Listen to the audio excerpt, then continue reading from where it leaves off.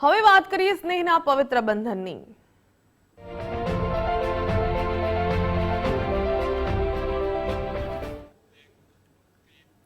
રક્ષાબંધનના તહેવારની દેશભરમાં ઉજવણી થઈ રહી છે, ત્યારે બ્રાહ્મણો દ્વારા જનોઈ બદલવાનો પણ ખાસ દિવસ। અમદાવાદ ખાતે વૈદિક મંત્રોચ્ચારની સાથે બ્રાહ્મણો દ્વારા જનોઈ બદલવામાં આવી।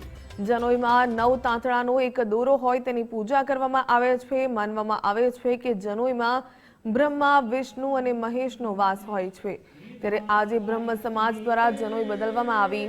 ભૂદેવો માટે 16 સંસ્કાર પૈકી એક સંસ્કાર એટલે જનોઈ સંસ્કાર ખૂબ મહત્વનું માનવામાં આવે છે। અમદાવાદમાં મોડાસા ત્રિવેદી બ્રાહ્મણ સમાજ દ્વારા સામૂહિક રીતે જનોઈ ધારણ કરવાનો કાર્યક્રમ યોજવામાં આવ્યો, જેમાં બ્રાહ્મણો એકત્ર થઈ અને નૂતન યજ્ઞોપવિત ધારણ કરે છે। યજ્ઞોપવિત એ બ્રાહ્મણોનું એક સાક્ષાત ગાયત્રીનું સ્વરૂપ છે।